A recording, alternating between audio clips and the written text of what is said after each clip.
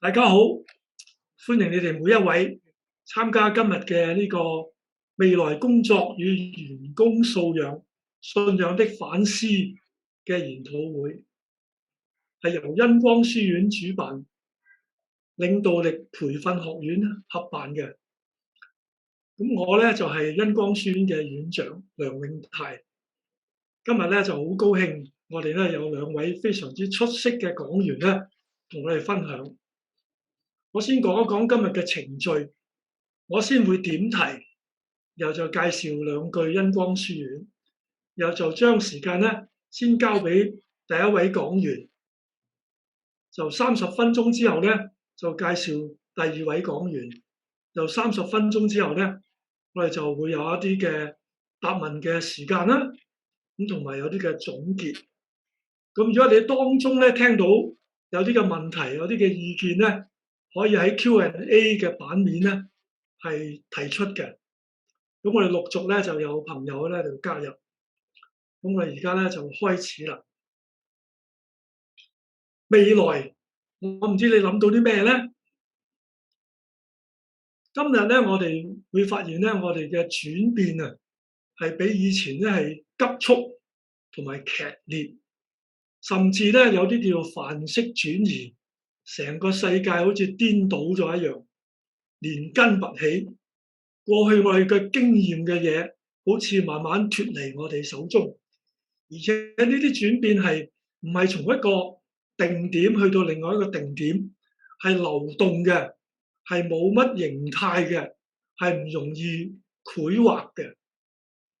咁我哋嘅教育啊，過去栽培我哋知識、技巧、專業，能唔能夠應付呢個流動嘅將來咧？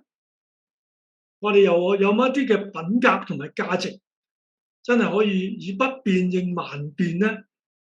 同埋係一個個人啊，同埋群體啊，或者係一個地方同另外一個地方一國兩制，或者本土與國際多元與合一，又點樣嚟到去相處嘅咧？我哋嘅科技咧今日係好勁，我哋有智能科技，有5G，有其他人嘅尊嚴同埋價值又喺邊度咧？咁所以未來係好重要嘅。下一章，咁啊未來亦都係影響我哋嘅工作啦，影響我哋嘅素質啦。咁恩光書院咧就提供一個平台，係唔單止睇未來，就係有個信仰嘅角度去睇未來，點樣將神嘅話語應用於神所創造嘅世界，這是天父世界。咁我哋就提供咗一啲嘅研討會啦，好似今天咁啦，亦都有3個嘅碩士課程。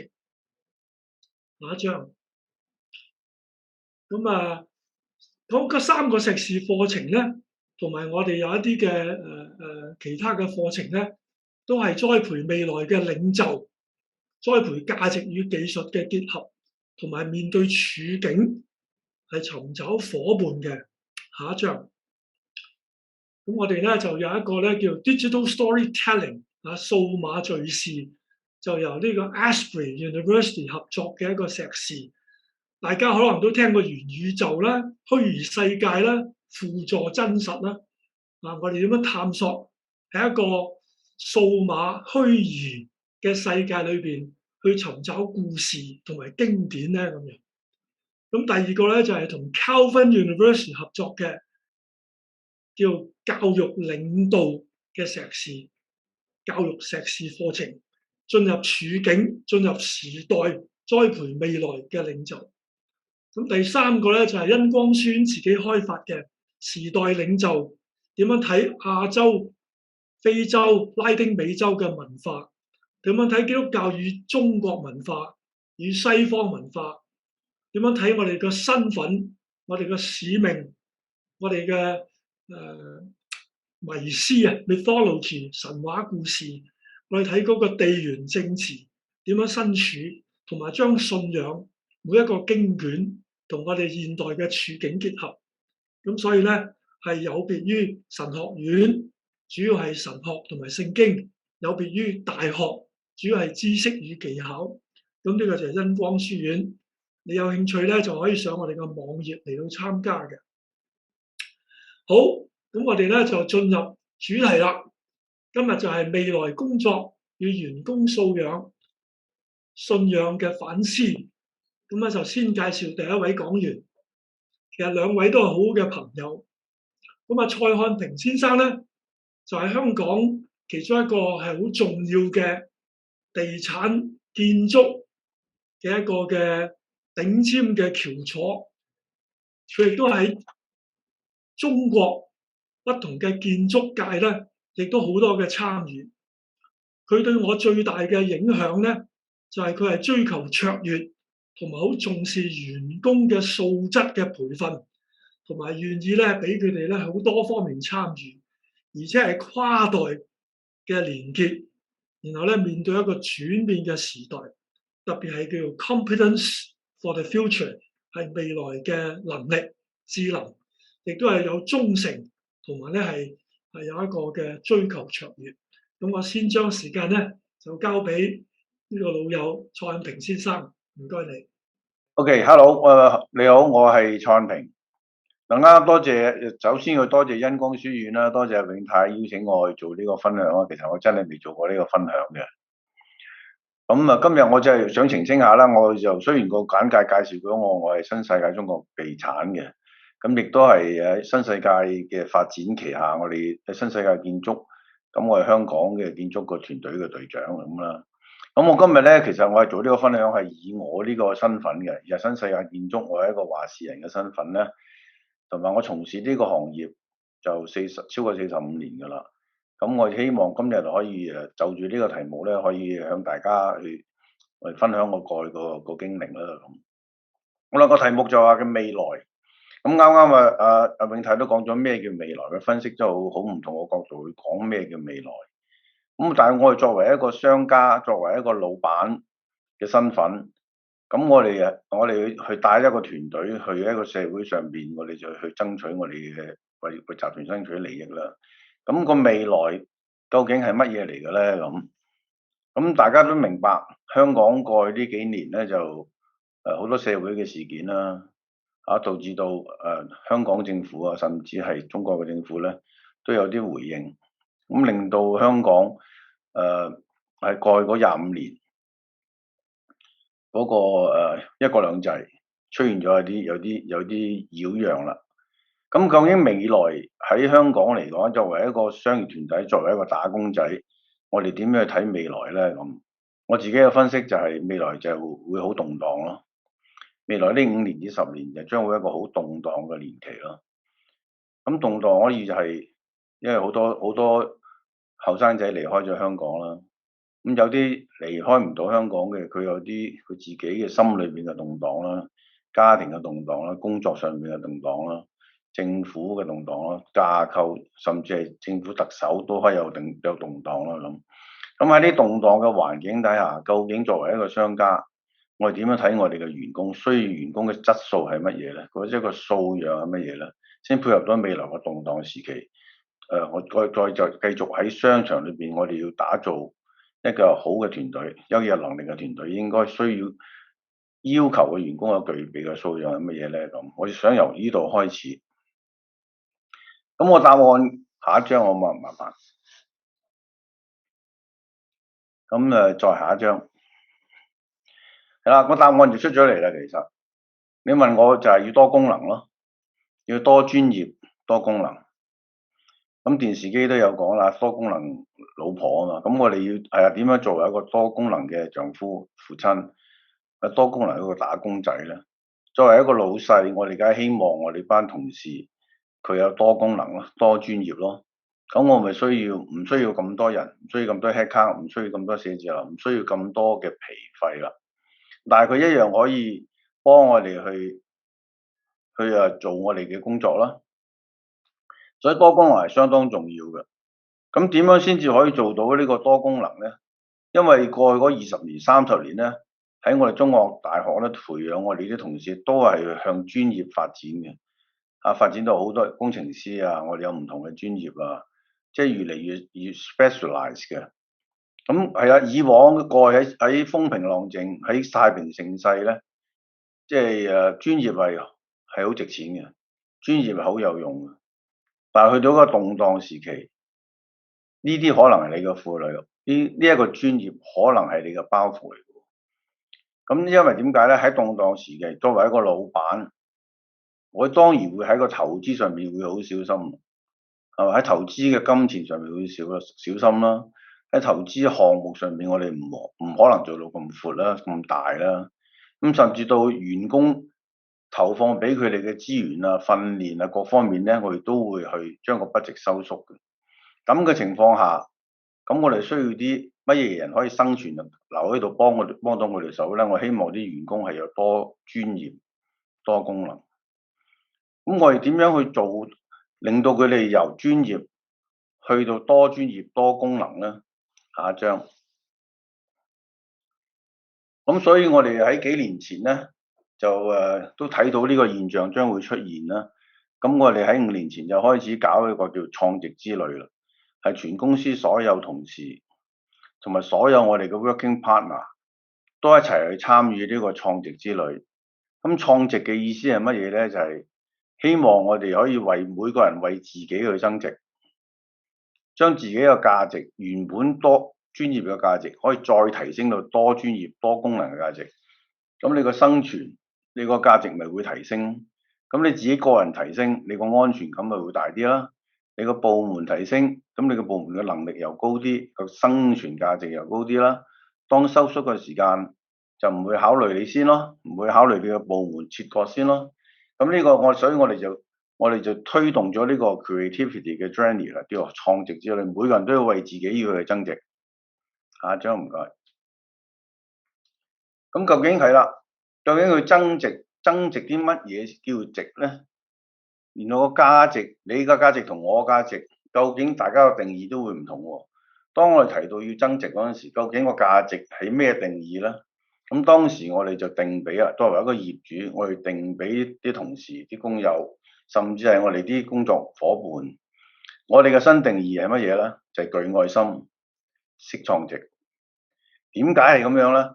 好啦，咁我哋大家睇到呢張表啦，呢個就係我哋創值之旅嘅 roadmap，我哋點樣可以形成佢為自己去增值啦？咁我哋每一個人咧，其實一出世咧就好純良、好有一個善心嘅，因為你 B B 仔嗰陣時，你媽媽餵奶俾你，你唔會問佢嗰支係咩牌子嘅奶噶嘛？啊，佢會唔會係幾多度嘅奶咧？你唔會去問噶嘛？你就係會佢遞俾你，你就會去飲。咁呢度有個純良嘅心，有個信任嘅心喺裏邊咯。咁但係隨住我哋年紀一路大啦，去幼兒班啊、幼稚園啊、小學、中學啊，同其他人一齊去上堂嗰陣時咧，可能佢曾經俾人欺負過，俾人呃過，俾人打過。咁所以佢對其他人咧，佢就開始要有懷疑嘅心啊，裝咗好多防火牆啦。咁久而久之咧，呢個善心就收埋咗心裏邊好耐，幾乎自己都唔記得咗。呢個第一個係我哋一天生啲出嚟有嘅，但係佢就收埋咗。咁第二咧，其實我哋每個人咧都有佢自己啲強項嘅，每一個人都會有，甚至唔止一個添。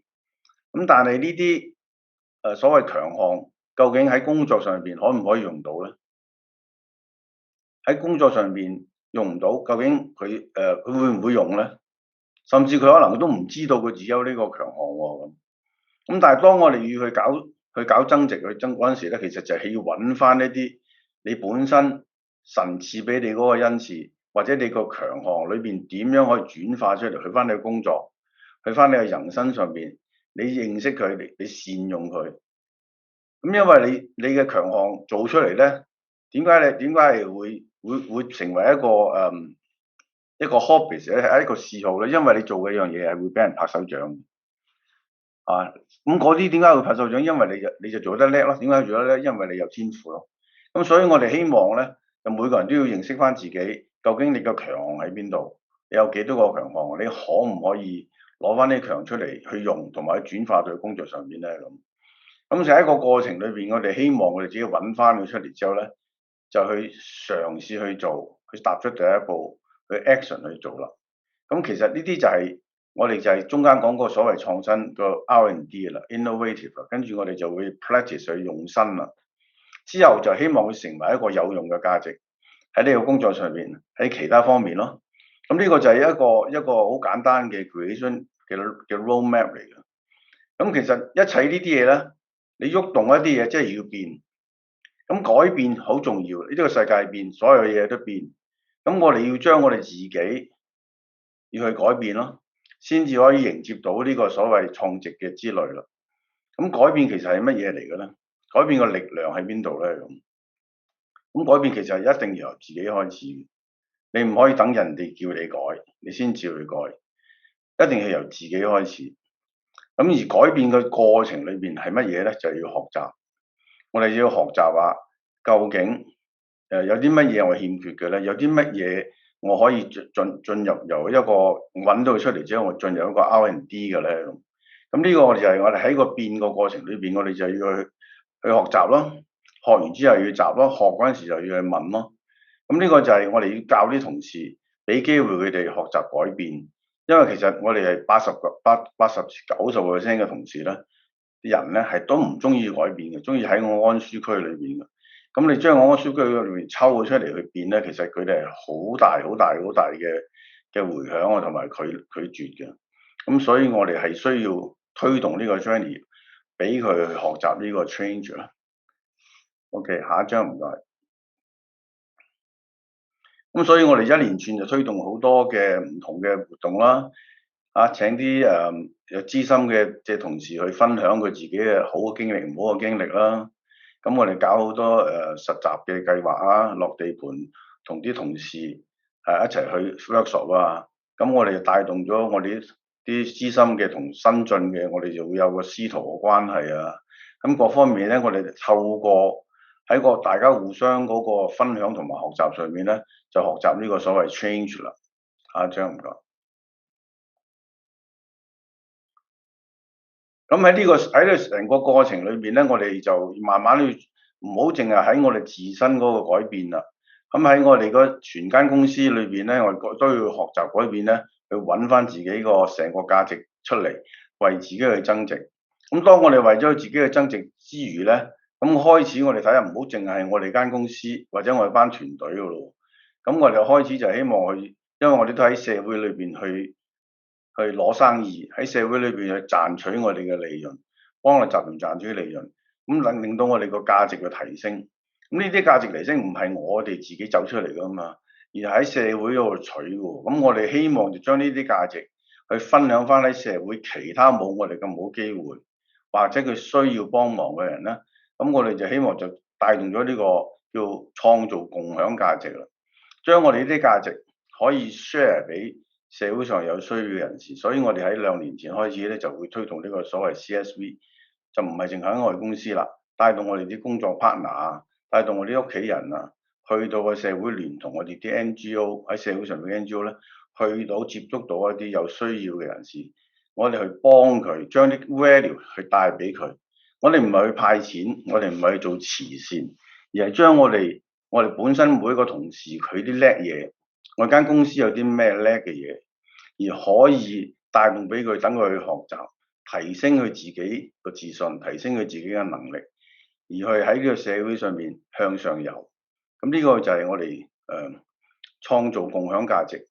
咁呢個就係我哋過去呢幾年咧，為住未來。而希望我哋啲員工咧就學習咗呢個創值，參加呢個創值之旅，去為自己去創值，為公司去創值。咁呢個就係我要求嘅就係答翻嚟第一條問題，就係要多功能啦。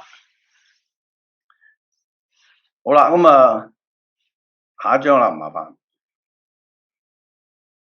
好啦，第二個問題就話係講緊信仰個價值觀嘅重要性，同埋我哋個反思係點樣樣咧咁呢個就去到我自己個人啦。咁其實我係從事呢個行業就超過45年。咁但係回想翻去呢45年咧，其實係我有3個階段。咁我自己因為都係喺幾年前先至係信咗呢個主，而我去決志跟隨呢個跟隨呢個神，同埋跟隨呢個耶穌。咁我先至開始認識，即係作為一個基督嘅追隨者，我嘅餘生應該係點樣去做嘅咧？咁作為一間公司嘅負責人，咁我點樣帶動我身邊嘅同事去認識呢個主咧？咁所以傳福音工作將會係我明日一生之最重要嘅工作嚟嘅。咁但係我依家仲係打緊我老闆嘅工喎，我仍然帶住我一個團隊係千幾人嘅。咁我點樣可以將呢個新嘅神國嘅價值觀去帶到去一間公司去做一個傳福音嘅工作咧？咁我就回想翻我自己嗰45年，其實大體上神係俾咗好多操練我。頭嗰15年，咁我其實就係一個學徒出身，就去到一個project 嘅管理人。咁到第二個15年咧，咁我就係脫離咗間公司，去咗一個新嘅環境，就係管公司啦。咁我經歷咗15年咧，去管唔同嘅公司，有細嘅，有家族嘅，有外國嘅咁。咁亦都訓練到我管一個已經開展咗嘅公司。咁我學咗15年之後咧，咁就最後嗰15年，即係由我今日對上嗰15年咧，其實我係開公司，係開創公司。咁到而家我開創咗3間公司，由喺中東開公司，喺香港開一間細嘅公司，同今日我依家呢間公司就總共15年啦。我都係做開創嘅公司。好啦，開創公司有啲咩好處咧？就係我可以將我自己過去嗰幾十年知道咩叫好，咩叫唔好，而將嗰個好嘅嘢擺翻落嚟公司，我自己開創由零開始，唔係去改變舊嘅嘢。咁呢個就係神一路俾訓練我到，去到過去15年前咧，我開始就去創公司，去到今日啦咁。好啦，呢個就係我喺信仰上邊，我能夠帶動到個價值觀去翻我公司。咁下一張啊，麻煩。咁呢幾張圖咧就 show 到我就係啦，我喺2014年咧，我就唔知咩一個特別嘅原因啦嚇，咁就有人話我係一個牧師，咁我先至醒悟咗嚟嘅，原來我做緊嘅嘢係好似喺 church 裏邊嘅牧師嚟嘅喎咁所以我開始去認識呢個神之後，我就決志去信主。咁我希望就循住呢樣嘢之後咧，我就希望帶動到去我嘅職位可以接觸到嘅人裏邊，可以希望帶動到佢啦。咁下一張麻煩。咁最初當我自己一個車長嚟嘅啫，咁我揸住架巴士，我定咗個方向，就係我又要去天家嘅。咁上到我呢架巴士嚟咗我呢間公司，我都希望佢同我一齊好開開心心去天家。咁所以我就作為一個巴士嘅車長嘅身份。下張。咁但係實際現實唔係咁噶嘛，現實唔係喺揸巴士噶嘛，現實我係管理一間建築公司，而一間建築公司裏邊，淨係我自己員工都有1000人，加埋其他嘅工友，我哋又差唔多有1萬人。咁都係為緊我哋要起靚嘅樓。咁大家都明白係我哋做建築。其實就好似黑社會嘅運作嘅，係分好多隊嘅大佬嘅。咁佢哋係全部都係跟大佬嘅，由開始落標去到地盤佢哋去爭水啊、爭電啊、爭上料啊、爭嗰個士多房啊咁。其實佢哋好多都係爭嘅，咁變咗係全部都係一大佬嘅文化嚟嘅。大家點樣可以爭得贏咧？就係鬥惡咯。或者係啲其他台底嘅關係咯。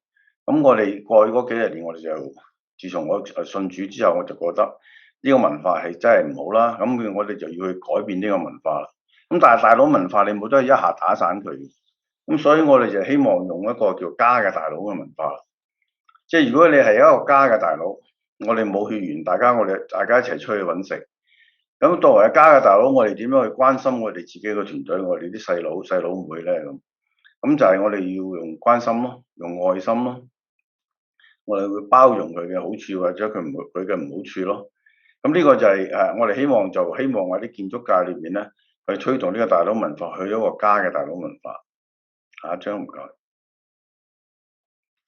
咁我哋點樣所可以做到呢個家嘅文化咧？咁所以我哋喺2015年開始就係用愛心建家園作為我呢一個未來個目標啦。咁我哋一齊去做嘢。咁我哋以前就講開話大家開開心心啦。咁但係啦，而家開始以後我哋要講愛心㗎咯。咁我哋點樣去將我哋呢個團隊變為一個愛心嘅團隊？我哋點樣成班愛心嘅團隊一齊去起一啲樓，起啲家去賣俾我哋嘅顧客，而佢能夠收到我哋呢個溫暖嘅家。所以我哋就叫愛心，就建呢個家園。咁希望我哋起出嚟嘅樓咧，去到啲人買我哋樓、用我哋樓、租我哋嘅地方咧，我哋都俾佢感受到我哋係為佢而諗嘅，每一樣嘢都係貼身打造嘅。咁所以我哋每一個同事希望佢哋都係開始要去學習呢個工匠啦。咁其實喺我哋建築嚟講，工匠其實係好貼切嘅，因為以前30年、40年前我哋叫親呢啲都係師傅，但係隨住過去嗰20年咧，即係已經冇人叫師傅噶啦，大家叫工友。我哋做出嚟嘅手工我哋叫做workmanship。係啦，咁我哋大家係用僱傭兵嘅身份去處理大家嗰個工作上邊嗰個團隊嘅。咁由而家開始，我哋就希望喺我哋新世界同我哋做嘢嘅，希望每一個工友入到嚟咧，我都叫佢做工匠，大家都覺得自己係工匠，自己都係一個師傅，一個專業嘅師傅。無論你係揸車嘅，你做地板嘅，或者你做油漆嘅，你做泥水嘅，每個人都有佢嘅專業噶嘛。咁所以我哋希望我哋就透過一個工匠精神去學習下，作為一個師傅，你點樣去發揮到呢個工匠精神呢？起碼喺你自己嘅專業工作上面咧，其實你要夠認真。喺你認真個工作做出嚟嘅質素咧，係要人哋收得貨嘅。當你做得唔好，咁你要唔好俾人指出你嘅錯處。咁你自己要檢視你自己嗰個 quality level。自己去承擔翻，做得唔好執翻正佢先交翻出嚟，而俾人覺得你係收到貨，係讚你，再俾工作你做嘅，咁你要覺得自己好有自豪啦。咁當你一齊去做嘢嗰時，你唔係個人，唔係喺山窿裏邊做嘢噶嘛。咁所以就我哋要去尊重其他嘅工匠咯，因為你係工匠，你都希望人哋尊重你，所以你都要尊重其他嘅工匠。咁所以我哋希望佢哋一齊做嘢嗰時咧，去學習呢個尊重，學習呢個關懷啦。咁當你要尊重其他嘅工匠，當你一齊去做嘢嗰時，你就要關心佢嘅開心同唔開心啦。佢做完嘅嘢你冇整爛咧？佢唔夠嘢或者佢唔夠架撐嘅，佢唔夠安全嘅，你有冇提醒佢咧？咁所以我哋要大家互相去學習，去尊重其他人，同埋去關心佢身邊人和事。咁呢個就係我哋所提出嘅基本嘅工匠精神。咁所以我過去呢幾年，下一張唔該。我哋點樣先可以將呢個工匠精神可以喺一間 commercial organization 裏邊可以做得到出嚟咧？咁我哋嘗試就係透過呢個 roadmap 啦，喺個 formal 嘅 organization 裏邊。咁因為全部都行大佬嘅每一隊都有嘅工匠頭，我哋叫做大佬嚟嘅。咁其實我哋係要針對呢一班大佬，佢有話事權，佢有控制權。咁佢亦都有魅力去領導佢下邊班工匠去學習佢。咁所以咧，我哋會由我哋嘅公司嘅董事啦，我哋啲部門經理咧，我哋啲 GM 啦，去到啲工作伙伴嘅老闆啦，佢哋嘅打理人啦，佢哋嘅 PM 啦，佢哋嘅話事人啦。咁我哋一齊好多 workshop 咧，就去學習呢個工匠精神啦。咁我哋就係啦，希望由工匠頭開始。希望佢學習到之後咧，佢自己去做一個 role model 出嚟咧，去感染佢自己，帶動佢自己班嗰個團隊去學習呢個工匠精神。咁呢個就係我哋一個好簡單嘅 roadmap。咁我哋都行咗差唔多係7年㗎啦。下一張唔該。咁但係實際我哋做嘢唔係我哋班管理嘅同事㗎嘛，實際係我哋班判頭，我班工友。咁90%都係一班工匠嚟嘅，西嘅工匠嚟。咁其實我哋要佢去聽我哋嘅話，去跟我哋學呢套嘢，而佢實行到出嚟噶嘛。咁其實我哋就要學習點樣同佢去建立啲好嘅關係。大家一個互信嘅關係，一個尊重嘅關係。咁呢個就係我哋要學習呢個關係嘅打造啦。咁但係我哋點樣去學呢個所謂關係咧？咁我點樣先去推動呢個愛心呢個愛字？因為個愛其實係個個人嘅定義都會唔同噶嘛。咁所以我就希望喺聖經裏面學習呢個 universal 嘅定義咯。咁好彩，我哋就喺哥林多前書揾咗一個愛篇出嚟啦。咁愛篇就好簡單嘅喎，愛就係恒久忍耐，又有恩慈。但係咁加住呢7個字，其實係行唔喐嘅喎。我諗其實下邊好精彩嘅，有8個不，4個凡事嘅。咁我哋就揸住嗰8個不同埋4個凡事咧，就透過我哋不嫉妒不計算人的惡不張狂咁呢啲所謂不咧，希望係 apply 到喺我哋個公司嘅 policy 啦，我哋嘅 brand book 啦，我哋嘅 process 啦，我哋希望咧就係將嗰啲嘢就將呢扎嘢變咗落去啦。喺你嘅日常工作裏面，你唔好去計算人哋嘅惡喎，你唔好去誇大你自己做嘅嘢，或者誇大裏面啲數字喎。咁我哋希望將啲筆咧就擺咗落去每一個環節裏面。咁所以每一個部門、每一個團隊，佢哋每一個 system 啦裏邊咧，都已經暗藏咗呢扎嘅筆喺裏邊㗎啦。咁係啦，因為我哋冇血緣，但係我哋係講愛心，我哋推動一個叫家園喎。咁一家人嚟喎，咁其實一家人，咁喺星期日返教會就會大家互相稱嘅弟兄姊妹。但係喺商業機構裏邊，你點樣去做呢樣嘢咧？咁所以我哋都係 apply 翻喺 church 裏邊嗰個大家嘅稱呼。所以我哋間公司咧就係大家都係叫家人嘅。你係司機家人，你係工作伙伴家人，你係工程師家人。我哋全部都用家人，唔係用先生太太嘅。咁所以我哋過去咁多年咧，就用家人去稱之後，一慣咗大家講嘢咧，已經係個家人㗎啦。即係好似我哋返教會稱弟兄姊妹。咁所以喺各方面咧，我哋都係希望用家嘅形式，大家互相稱呼，亦都係將個愛心裏邊嗰8個筆去清除咗嗰啲筆先，咁我先至可以 apply 到喺我哋日常嗰個關係上邊。OK，下一張唔該。好啦，咁其實真正喺下邊做嘢嗰班，佢哋嘅教育程度冇我哋咁高㗎嘛。咁佢哋真係一個好率直嘅人，咁喺地盤做嘢喎。咁當你同佢講家人，同佢講稱兄道弟，咁佢就即係覺得好 odd 嘅喎。咁所以我哋其實都要去向呢班工匠去做honor翻佢，提升佢哋自己，即係唔好當自己係僱傭兵，唔好當自己係工友，我哋當佢一個工匠，要將佢自己提升嘅成一個工匠一個師傅。咁所以我哋希望由我哋啲管工工程師帶動，同佢互相去傾偈deal with 開會各方面咧都要提出呢個尊重，我哋叫俾面啦，係嘛？尊重或者係信任，咁我哋先至可以將大家嘅關係拉近咯。咁所以我做咗一連串嘅動作，包括可能母親節父親節我哋所有嘅節日咧，我哋都會去送花俾佢哋嘅，我哋都會送一啲粽俾佢哋嘅。咁我哋係夏天好熱咧，我哋會送冰巾俾佢哋我哋係對佢入到呢個地盤，即係返咗屋企啫嘛。佢嘅起居飲食、廁所，我哋全部係去到位嘅。佢哋唔需要自己帶自己呢啲架撐嚟嘅。我哋淨會俾水樽佢我哋俾水去飲。我哋啲廁所全部好乾淨我哋有花灑俾佢哋沖涼咁我哋出糧俾佢啲判頭係14天出糧，我哋全香港最快咁呢啲種種呢啲措施咧，其實係輔助緊我哋，佢對佢嘅信任、對佢嘅關懷、對佢嘅尊重嘅。咁我哋就發揮咗呢個人與人中間呢個尊榮地盤工匠嗰個關係啦。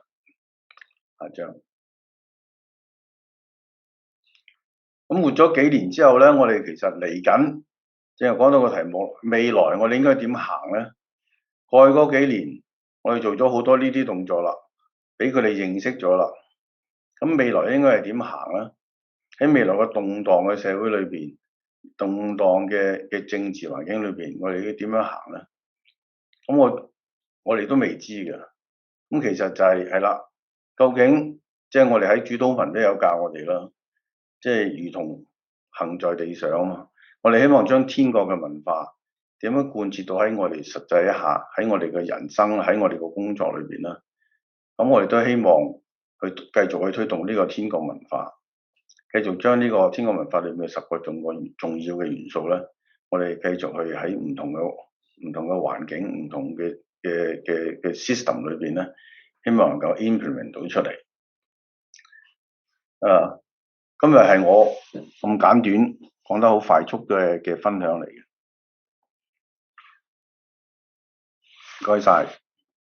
好，非常之多謝蔡生，就佢從一個未來嘅動盪，然後咧講到我哋要多專業、多功能、創直之旅，去提升自己嘅多元智能，又有神嘅天國嘅價值，一個家人嘅概念，工匠嘅精神、愛心唔單止個人，亦都係文化嘅轉變，然後咧去到一個好具體嘅喺嗰個處境工作裏邊咧嗰個嘅支援係非常之感動，係一個貫徹成個我哋叫 corporate culture， 但係到位嘅，非常之好。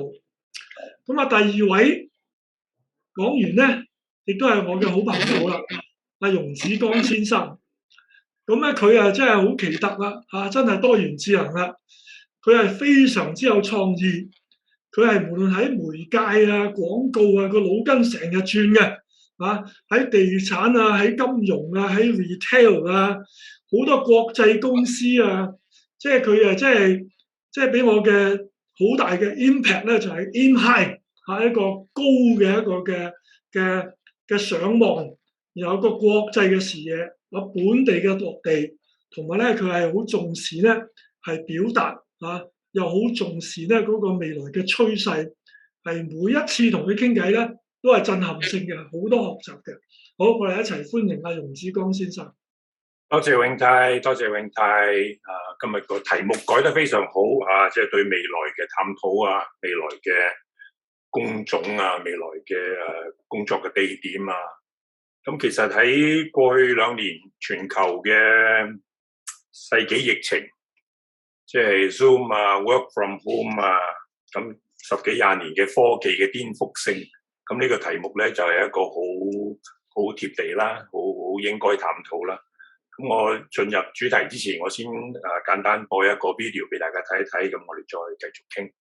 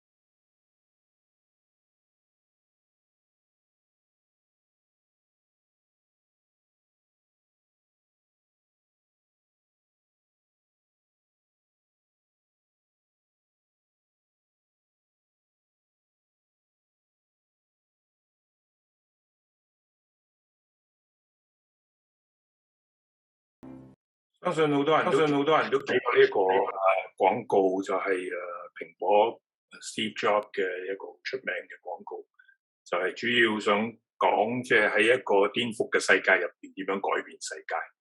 咁連佢嗰句所謂 slogan 都係其實 grammatically 就應該係 think differently， 但係佢嘅講法就係 think different。咁所以我哋今日個題目就係都係向呢個方向嚟行啦。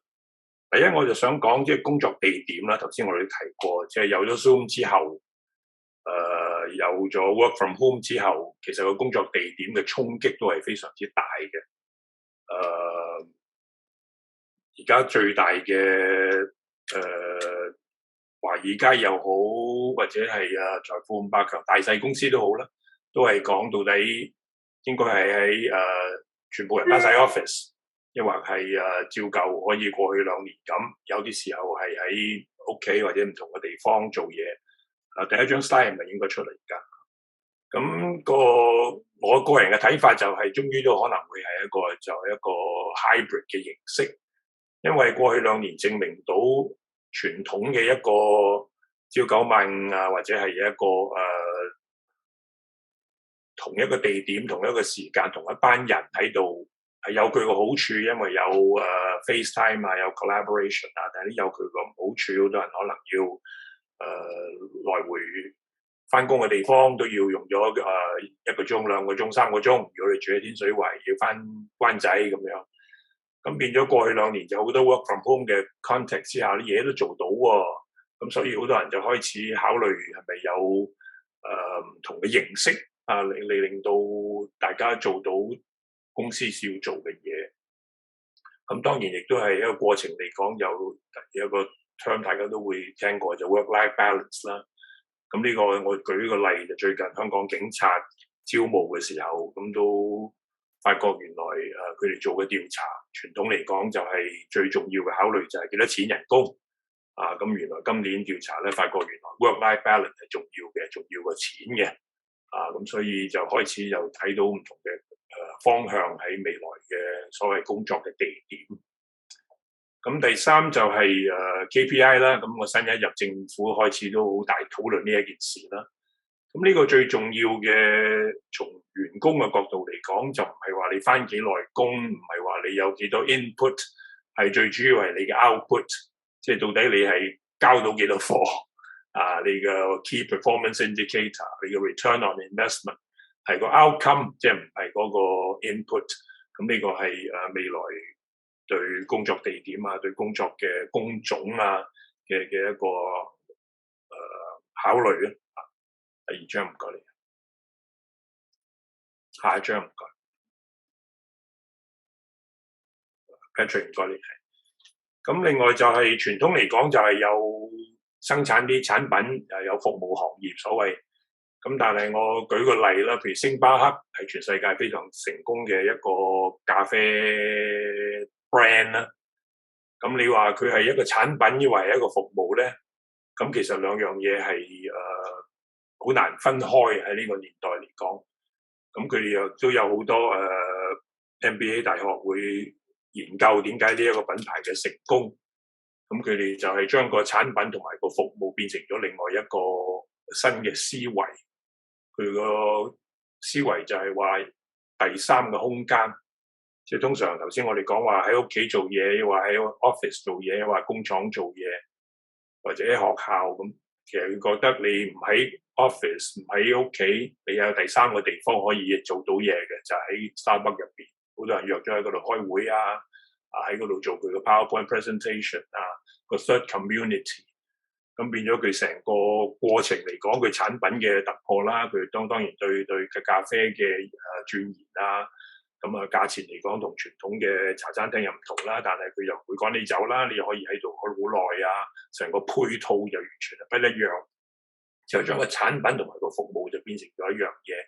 咁所以變咗喺做服務行業或者係做產品嘅，就要考慮到底其實你係咪應該兩樣都諗一諗，到底佢嘅連結喺邊度咧？咁呢個亦都去到白領、藍領嘅。頭先漢平講嘅喺建築嚟講，到最後最前線嘅工匠啊，佢係咪有一個團隊嘅思維咧？啊，佢係咪諗到成個價值鏈嚟講，佢係扮演咩角色咧？咁呢個係我覺得對每一個員工嚟講，都係好需要考慮嘅一件事情。咁第3就係成個科技嘅震撼啦，改變晒成個世界啦，咁就變咗好多嘢就係科技做咗，人就變咗好似覺得係，但係科技其實都係俾人控制噶嘛。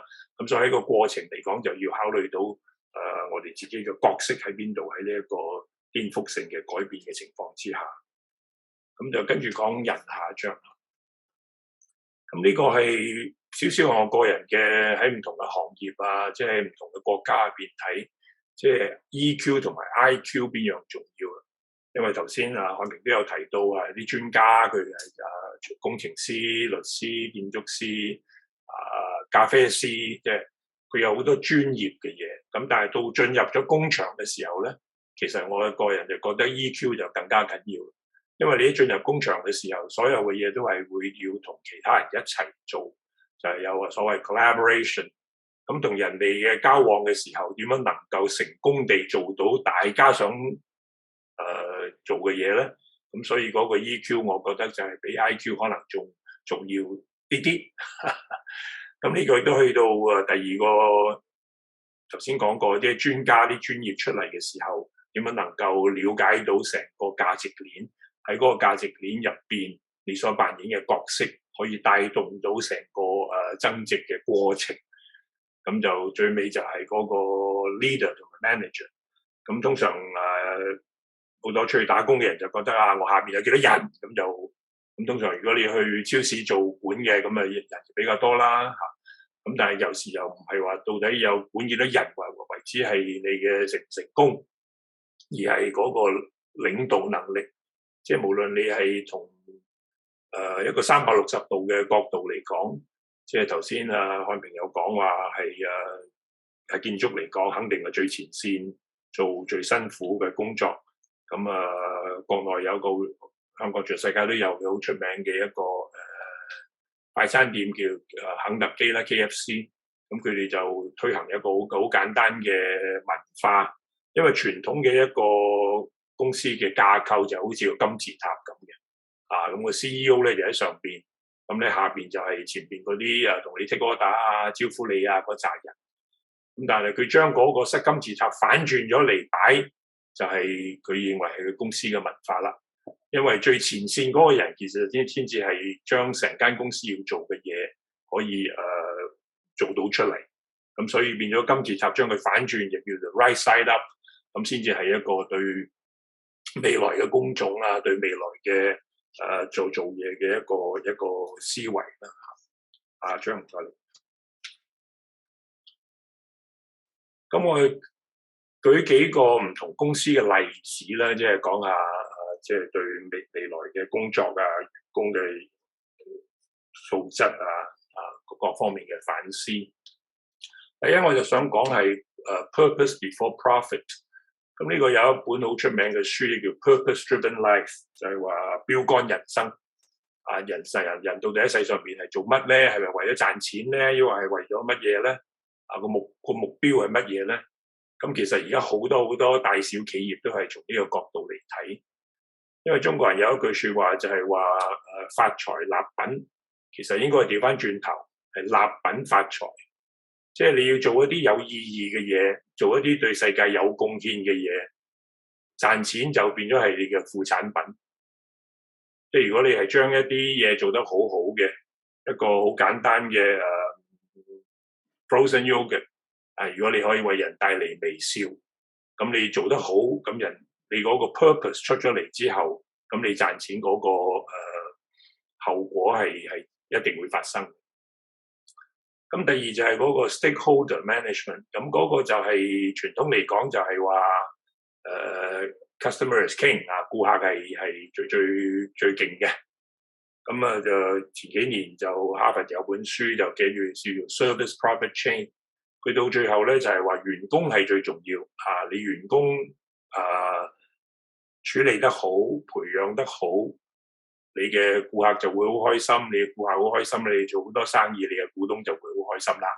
咁所以變咗嗰個一個價值圈咧，就係用一個唔同嘅角度嚟睇啦。咁呢個亦都係每一個行業都一定會有佢嘅持份者啦，叫做即係從一個360度嘅角度嚟睇，到最後點樣能夠令到嗰個消費者攞到佢嘅產品、佢嘅服務，但係又係一個合理嘅價錢，又要為佢帶嚟咗微笑。咁呢一個就係要每一個員工、每一個管理層、每一個持份者都係做佢嘅貢獻，先能夠達到嘅。咁無論係中小企或者係財富500強，我做過兩類型嘅公司，上面所講嘅基本嘅大方向係一樣嘅。第二張唔該，下一嘅。呢個係 Morgan Stanley 嘅廣告 campaign 嚟嘅，佢就話 Connecting Capital, Idea and People。咁呢個其實如果你褪翻嚟後睇咧，就所有公司其實都係做緊呢一件事嘅。譬如佢用翻新世界做例啊，咁 K11一個咁好嘅 brand 做咗出嚟係一個 idea 啊，將文化將 create share value 所有啲 idea 要變成一個現實，咁佢有資本市場嘅支持啊，咁啊啲華爾街嘅銀行會出債券，會俾錢去買地，去做所有嘅嘢。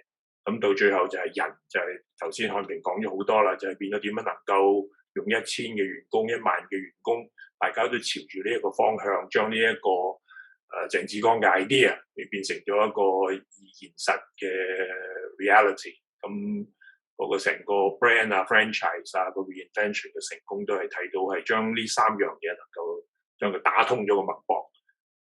咁最尾嗰個就 ESG 呢個就係大家一定聽過晒㗎啦，因為最近所有行業都係即係有個部門啊，就專門就係講呢樣嘢啦，就係 environment 啊、環境啊、低碳啊、social 社會嘅責任啊，同埋嗰個公司嘅管治啊。咁呢個本來就係好似少少感覺上係一啲公關嘅嘢嚟嘅，咁但係過去呢幾年咧就開始好認真咁俾好多企業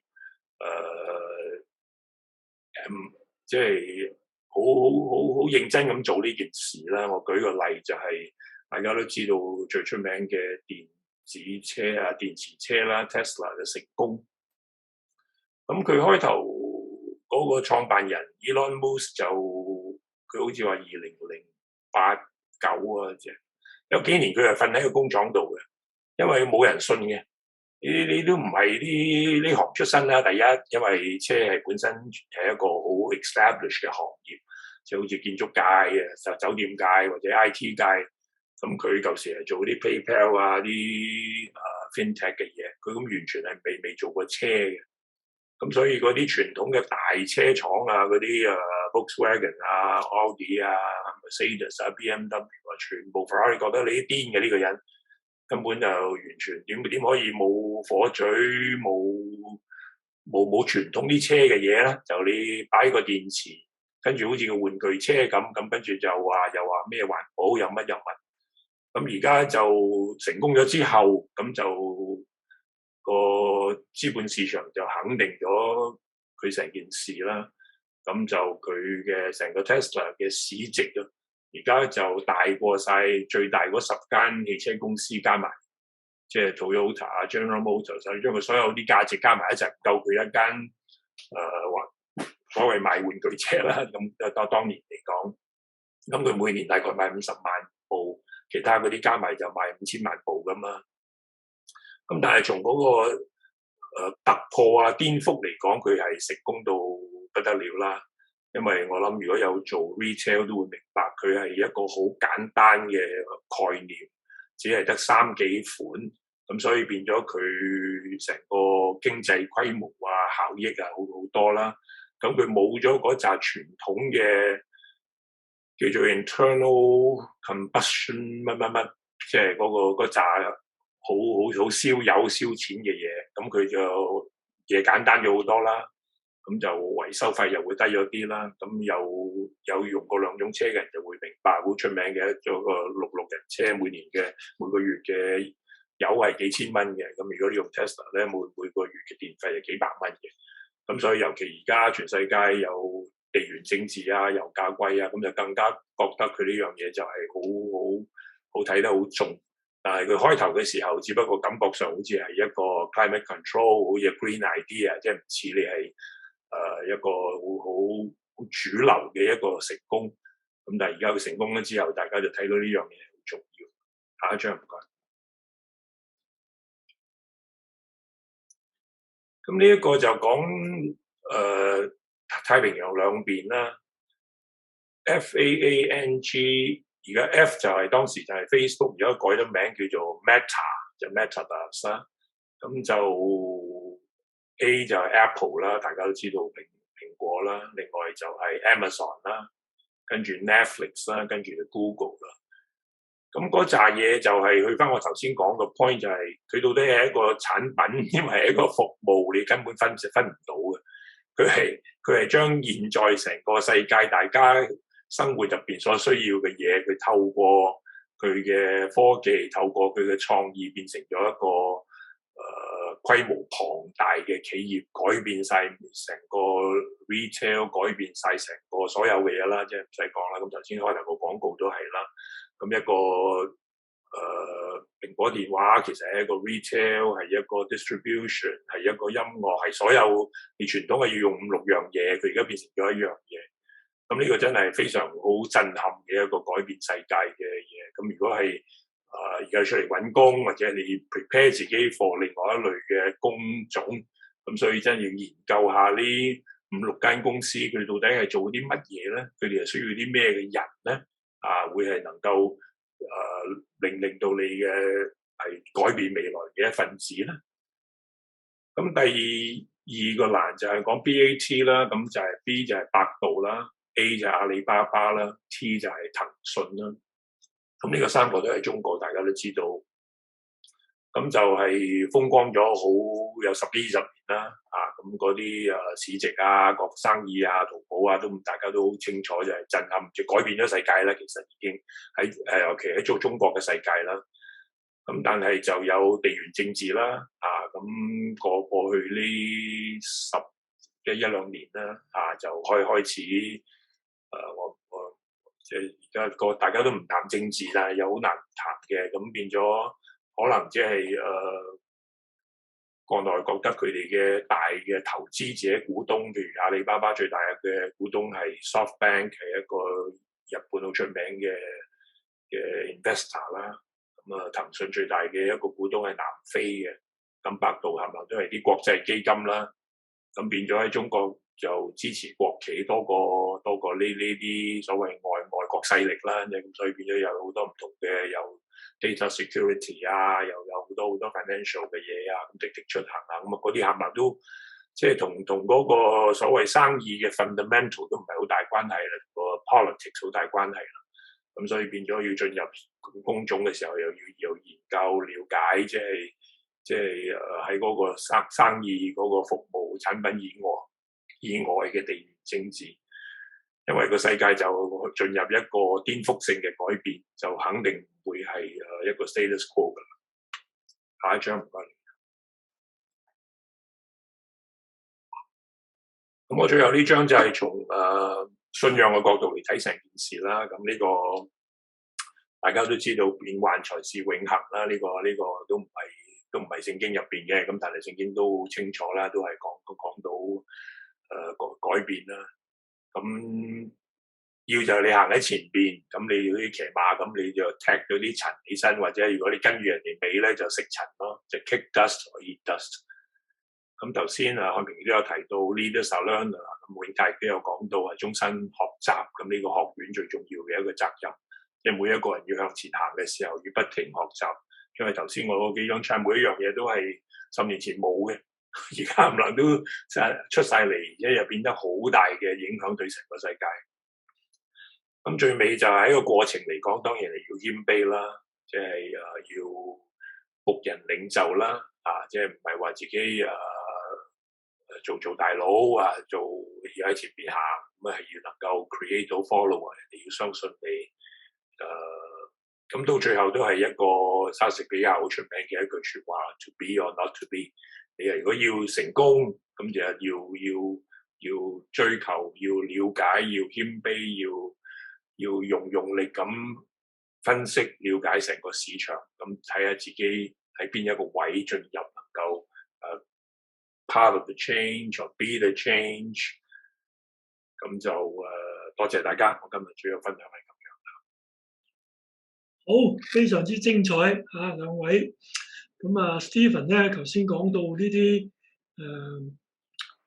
specialist 或 generalist echo 翻蔡漢平講嘅multi-tasking、multi 專業啦，講到我哋嘅 hybrid mobile fluid 嘅世界啦，講到顛覆性啦咁樣。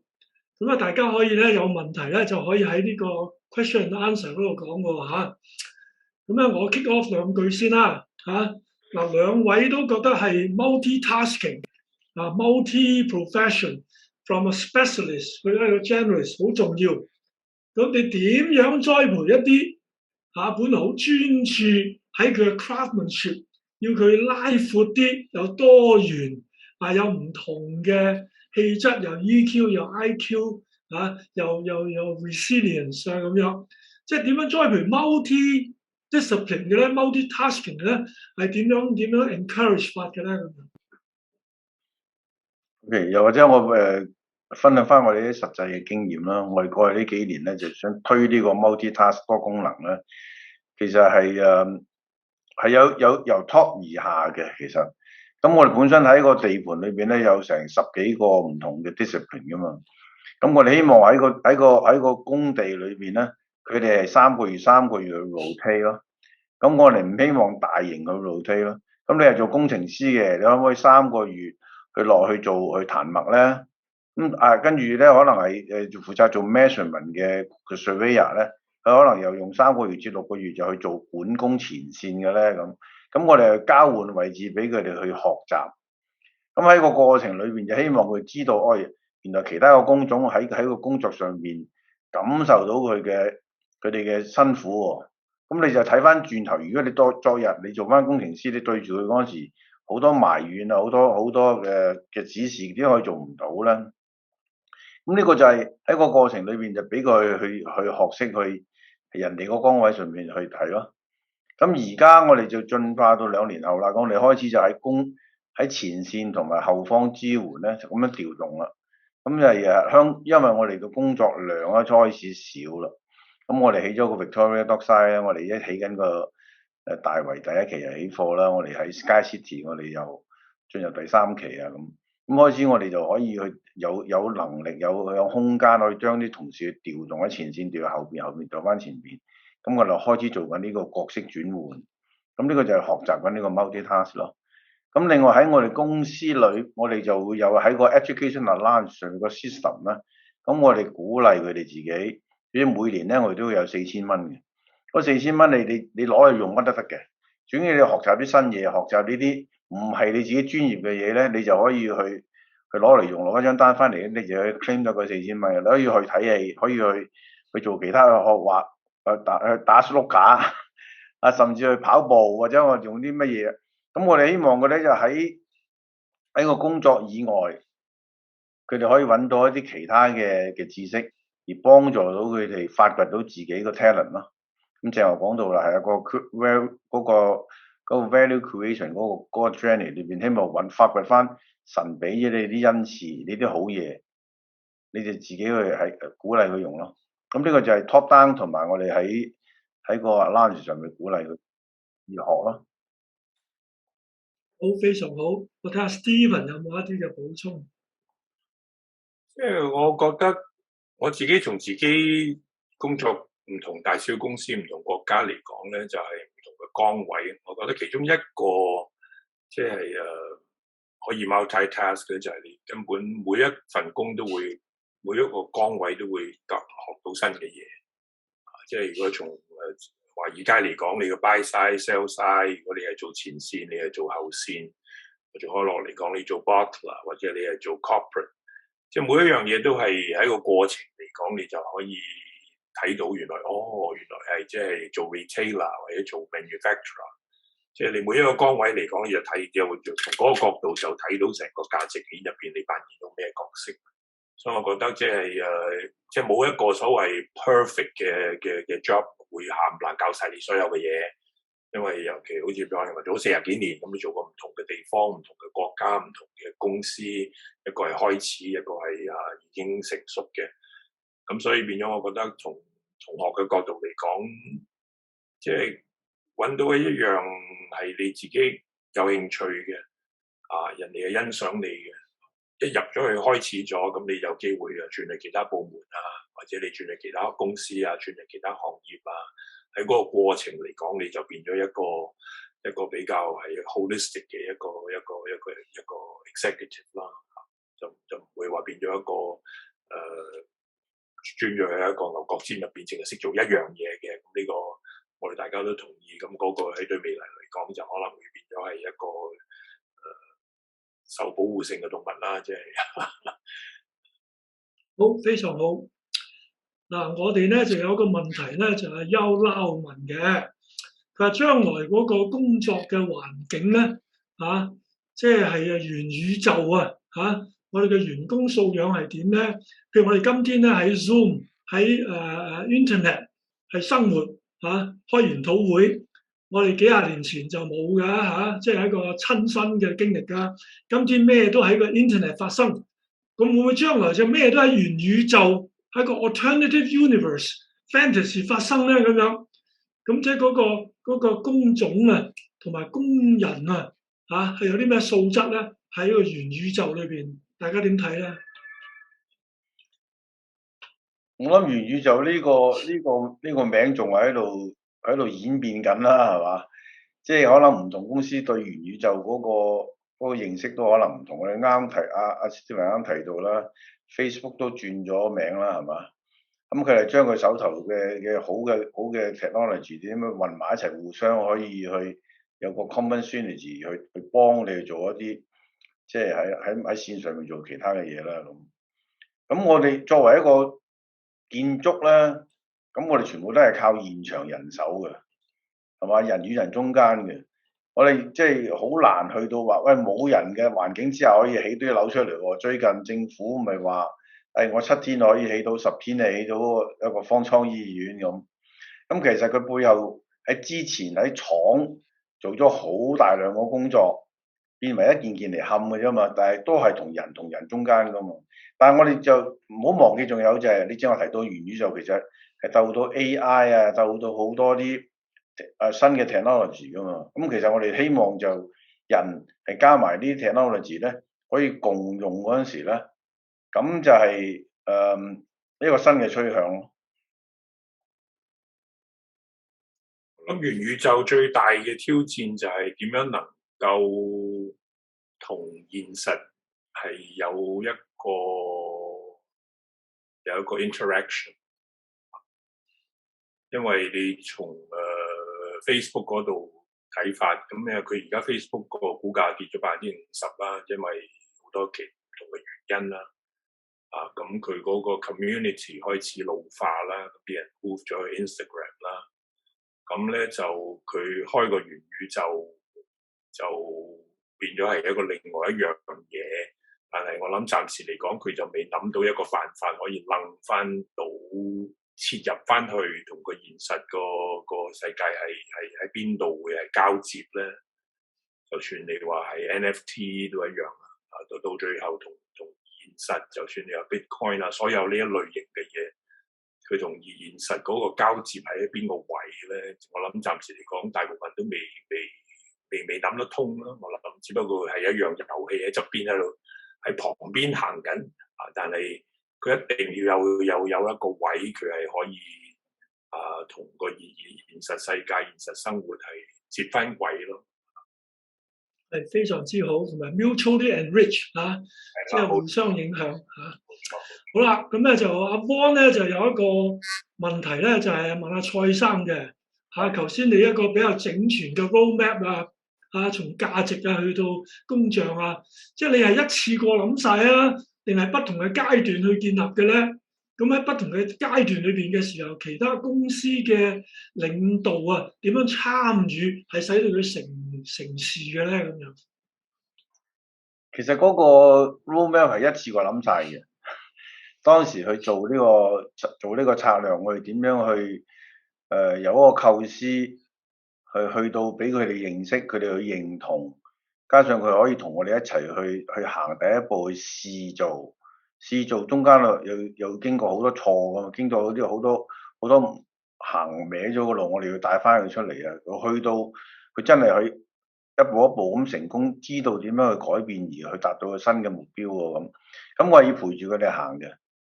咁我哋所以就咪搞咗好多嘅 workshop 探訪團我哋一齊去開研討會好似你而家咁開研討會咁我哋去地盤揾一啲項目，我哋嚟試做咁係一連串咁嘅做法，帶動咗佢哋參與咯。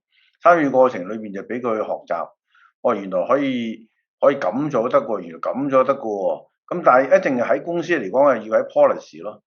喺 policy 要配合，喺其他方面我哋俾到一啲方便佢，佢唔係一面倒啊！你簽咗個 contract，你咁多用呢個方法，但係你突然間你選咗 B 方法試 C 方法喎，咁其實喺佢嚟講喺個試過程佢會唔見咗啲資源啊，個 productivity 會降低噶嘛。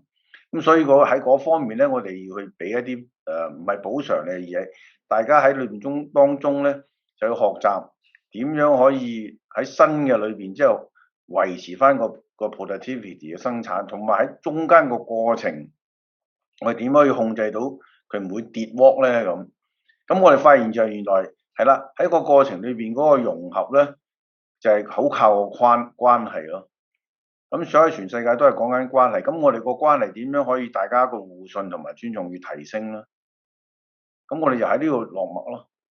點樣將個關係拉到好嘅關係，而大家中間有個尊重，有個互信，咁而提升咗我哋個好嘅關係之後，咁我咪願意拎多啲 effort 出嚟，願意拎多啲嘅 resources 出嚟，而一齊去共同一個目標去追求咯。好。咁啊，Stephen 一開始咧就播一條片，Apple 講 Think Different，即係顛覆性思想喺不同嘅歷史裏邊咧有啲顛覆性嘅人物 craziness 啊。咁啊，蔡生亦都講到 innovator，咁亦都係阿 Stephen 佢都舉例啦，即係美國有幾間公司，中國有幾間公司都某程度係顛覆性嘅創新嘅咁。咁香港人啊，或者香港呢個文化，我哋嘅教育點樣栽培顛覆性嘅思想嘅人物嘅咧？教育係你係專家喎。其實我諗而家傳統嘅教育，我了解就都係訓練啲入職，即係話揾工，就冇乜好重視，即係從顛覆性嘅角度啦。即係呢個，我覺得可能都係教育界要考慮嘅一樣嘢。因為而家就譬如話中醫學藥院咁啊，即係揾多啲中醫啦，咁即係樣樣都係一個好功利主義嘅教育啦。就唔會話，就算你話創意咁創意其實根本就冇得教嘅根本。咁你 Steve Jobs 嗰啲大部分呢啲顛覆性嘅創業人都係唔係學校學到㗎啦，即係 Elon Musk 就講得好清楚啦，即係大學係冇用嘅，淨係教你點樣照顧自己，所有嘢喺 Internet 都學到嘅，咁所以變咗，所以喺教育界嚟講，我諗真係好似恩光又好，其他都要諗一個新嘅模式，可以令到經過呢一個教育，能夠令到佢有一個創意，令到有一個顛覆性，令到佢對呢個未來世界係有一個就唔係話我出嚟就做會計師、做律師、做醫生。而家呢教育係咁噶嘛，所以就算你咖啡師咁就咁學完做咖啡師咯，做動畫師咁係咪都係就係好一個功利啦就咁喺呢種咁嘅教育情況之下，就出唔到頭先講嗰扎嘅公司咯。或者咧係從阿 Stephen 同阿漢平身上咧，其實都有顛覆性嘅 element 喺度嘅。佢哋 high dreaming 同埋有個遠象，咁呢個都好重要啊！即係我嘅師傅咧，蘇恩佩啦就講到創意咧就唔可以教嘅，咁不過咧就可以啟發可以學習。咁透過 storytelling 呢啲imagination 咁樣。有一個問題咧就問到咧就係好多青年人咧，佢係唔中意 multi-tasking 嘅，佢中意咧就係喺某一方面鑽研深啲嘅咁。咁係咪喺將來社會就一定被淘汰咧？冇生存空間咧？咁我都想聽一聽。我諗可能有啲同學誤會，其實我覺得 multi-tasking 係好重要，但係你深入 deep dive 研究一樣嘢係一個好重要嘅一個步驟。如果唔係，你樣樣都係皮皮毛毛咁，係做唔到個 multi-tasking 嗰樣嘢嘅。所以其實你開始做任何一樣嘢，你係專心去做，專心去研究、了解。係一個過程之後你會睇到佢側邊有related 嘅 discipline 了解到成個價值鏈係點行。咁所以變我就唔想誤會咗，即係以為我好中意一樣嘢就係唔好嘅，咁完全唔係咁嘅意思嚇。嗱，我或者喺度澄清下啦，我所講嘅多功能專業咧，其實就係講緊我哋做建築嘅管理團隊嘅，我哋建築公司嘅。咁實際操作運作喺現場冚嘅，現場做佢哋個 craftsmanship 嗰班係工匠嚟嘅。咁佢哋係需要追求專業嘅。其實佢專業裏邊咧，係將佢哋個質素嗰個提升，同埋佢嘅自己個承擔感去提升，希望做到嗰個專業裏邊要求嘅質素提升啫。而我哋做管理咧，就唔應該我淨係工程師，我就係管結構；我係機電工程師，我就係管機電。咁其實成座樓走出嚟咧，係整體要互相配合，好似個身體咁喎。係嘛？你有五官，你有六腑，咁其實要互相配合咧，嗰個人先會正常。成個運作喺屋企裏邊啲所有風火水電個運作係互相配合噶嘛。咁所以 multi function 咧，其實係講緊我個管理嘅團隊嚟嘅。咁去到個工友，如果佢由專業去到非專業咧，或者去到一個 generalist 咧，係好危險嘅，係相當危險嘅，因為佢對於即係好似日本嗰啲大師傅啫嘛，一定要去到好專業，你先至去到一個成功嘅巔峰噶嘛。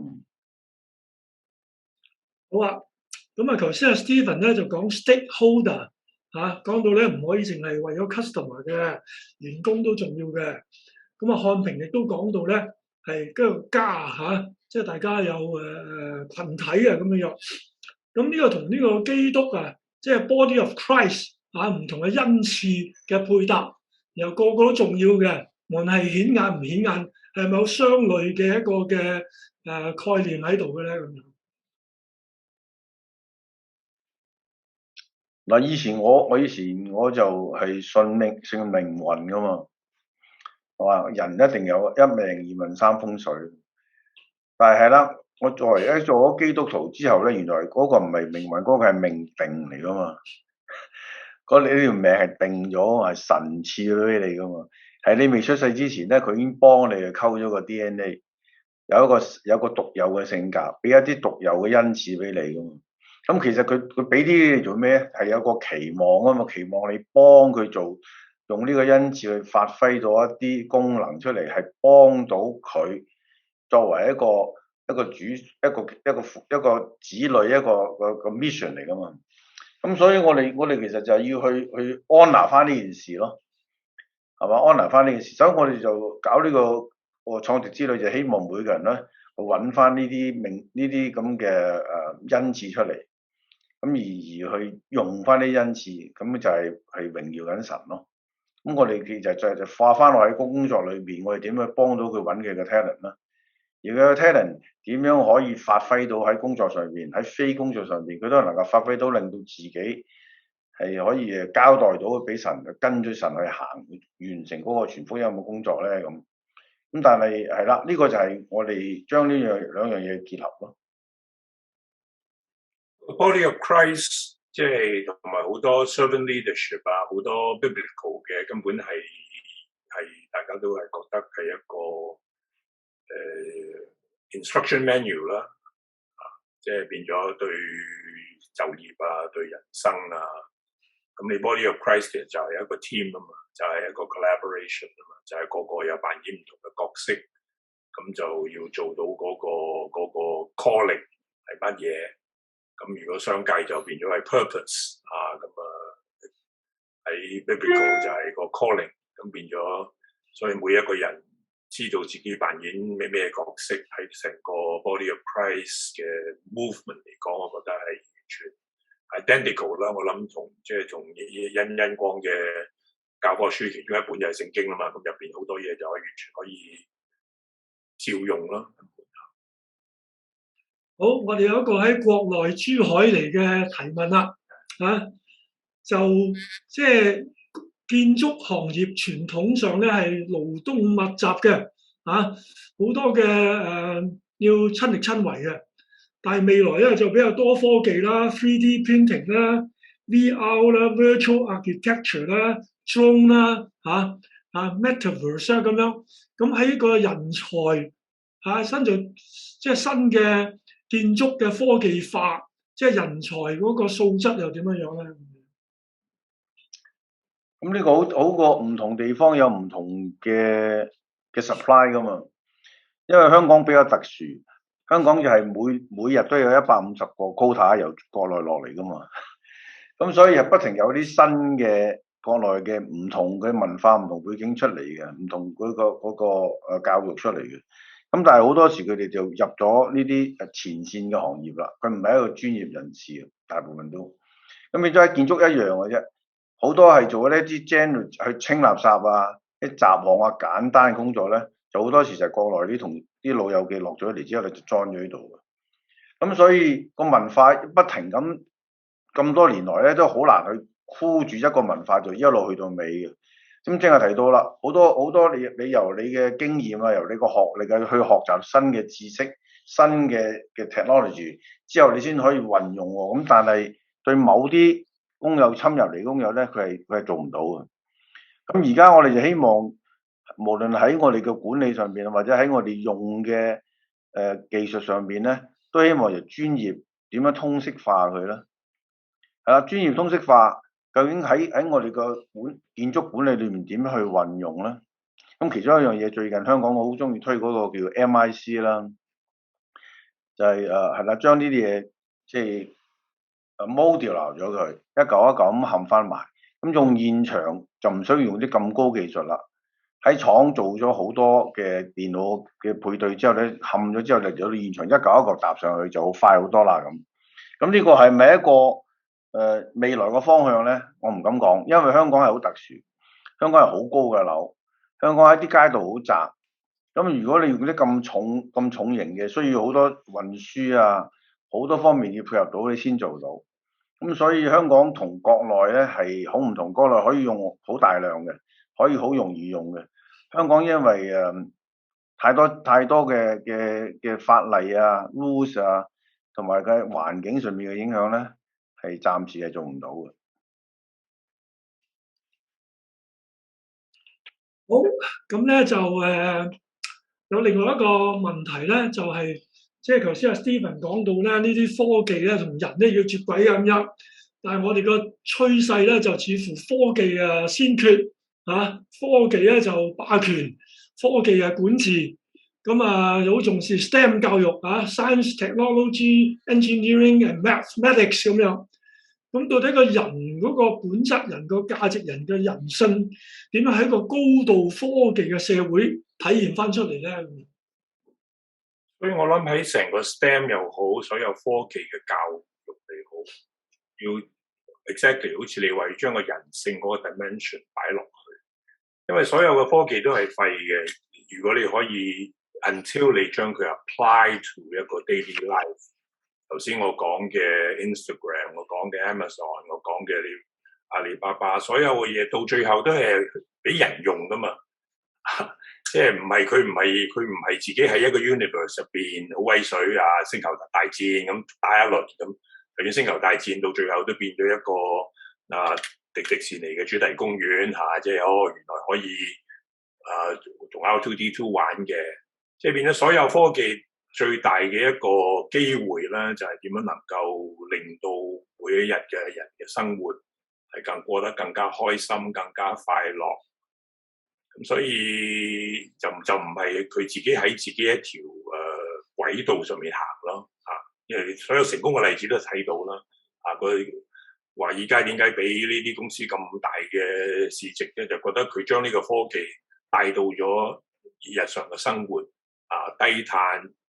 可以令到你嘅社交活動更加簡單、更加方便咁所以變咗嗰個就唔係自己 in and of itself 係一樣嘢咯呢個最重要。好，非常之好多謝兩位。咁我做少少總結呢個未來嘅工作、未來嘅員工嘅素養。咁其實咧一路聽咧，都知道咧唔係唔係話從一樣嘢去到另外一樣嘢，然後有個兼備性嘅、兼容性嘅。譬如我哋話一方面咧係有個顛覆性，因為個社會轉咗，一個叫範式轉移，但係同時有一個承傳性嘅將過去嘅好嘢嘅承傳，唔係掟晒，唔係 reinventing the wheel 嘅，係點樣嚟到去一個新嘅一個嘅形態出現。譬如我哋話 round table 大家一齊合作，大家都要照顧，就唔等於冇專業嘅有一個 unity and diversity 嘅，點樣能夠不同又有共同嘅社群嘅家嘅感覺咧？譬如我哋話有specialist and generalist， 就唔係以前 specialist， 今天真係唔係deep and wide 呢個即係為學要如金字塔，要能博大要能高。你唔 deep 咧就好難 wide 嘅如果唔係咧，你就即係半桶水。我哋話 EQ、IQ 可能將來嘅世界都唔係話邊樣重要，而係樣樣都有嘅resilience spiritual Q 好多都有相關性嘅，係一個立體嘅。最重要咧就係一個動盪嘅裏邊都 tangible and intangible， 摸得着嘅，唔摸得着嘅，點樣能夠永恆嘅價值灌輸於現在嘅 here and now 好似呢個鋼之鍊金術師E 等於 MC square，energy 同 matter 可以互動嘅永恆嘅價值對於我哋現在今世嘅。咁最尾用一個形象作結啦我哋細個咧就整啲จิ๊疏 puzzle 啦，係咪冚一個拼圖係咪？但係將來嘅社會係變嘅，嗰個จิ๊疏咧都係不斷嘅變嘅。咁變動當中又點樣能夠臨時嘅จิ๊疏咧？常常睇見個 whole in the parts， 但係有一個 fluid 嘅 dynamic。咁呢個要求好高嘅因為文藝復興嘅時候，我哋就 single point of view 呢個 perspective。一個 vanishing point， 但係今天係一個 dynamic 嘅 fluid 嘅，但係你又唔可以完全 chaos， 你又唔可以完全叫 assemblage juxtaposition， 本身又有 order 有 disorder 咁呢個咧就有趣啦。咁非常之好啦，就多謝兩位即係今天嘅出席，亦都多謝咧大家嘅參與。咁而家咧就請Howard 咧就影一影相啦。咁我哋咧就簡單咧就 round off 今日嘅情況。咁咧如果大家覺得恩光書院能夠幫助到你嘅，除咗啲研討會，我哋有啲嘅想像故事 narrative 逢親 digital 咧數碼故事咧就要想像嘅我自己喺南加大學電影嘅電視嘅，就係點樣能夠想像咧 make a difference 咧喺個社會嘅處境咧。我哋有一個亞斯比亞大學 Asbury嘅 digital storytelling 嘅 master 係好高水平嘅，咁Calvin University 就加爾文大學嘅領導教育領導，全香港全世界社會未來嘅探索最重要嘅一個嘅系統咧，其實就係教育。我哋覺得教育嘅困難就係比較 rigid formula syllabus， 但係點樣能夠栽培有一個 foresight， 有個處境面對未來有想像咧咁樣。咁恩光書亦都有一個咧係時代領袖碩士有個文化，有個承傳承先啟後。咁樣睇亞洲、非洲、拉丁美洲，我覺得佢哋嗰個嘅後殖民嘅經驗，同埋佢哋嘅探索、佢哋嘅信仰、佢哋嘅價值、世界觀，同埋啲人物嘅 rise up 面對歷史時代，對我哋今天好大嘅一個啟示。當然中國文化係一個好嘅資源。我哋唔可以完全抌晒，西方文化亦都有佢理性與信仰嘅結合，咁呢啲咧都係值得我哋參考嘅。下一張，咁咧今日咧就希望咧就完咗咧，一陣間咧就會 pop up 咗個問卷嘅。你一 leave the meeting 咧就會有個問卷，咁請你填咗佢啦。你想參加或者係想有興趣，我哋俾資訊你咧，就緊要填你嘅 email 啦。咁然後最後咧，你如果想奉獻咧，就可以有一個 QR code， 你可以影咗佢嚟到去有少少嘅奉獻50蚊、100蚊都係 OK 嘅。咁最尾咧就好似牧者完結一樣咧，就願主耶穌基督嘅恩惠、上帝嘅慈愛、聖靈嘅感動，常與你們眾人同在。咁咧就多謝大家。拜拜。